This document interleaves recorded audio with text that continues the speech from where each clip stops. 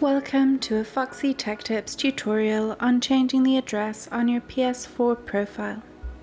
If you find this video helpful, please consider subscribing to my channel and liking the video. From the dashboard of PS4, go up to the control panel and swipe to the right until you get to Settings and open them.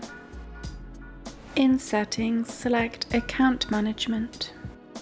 Next, select Account Information. Now scroll down a bit and select Address.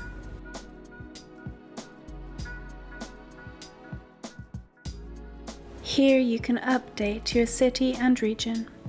Click Confirm once done.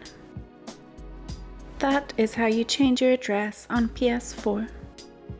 And that draws an end to this tutorial. Please like the video if you found it helpful, and subscribe to Foxy Tech Tips for more PlayStation tips and tricks.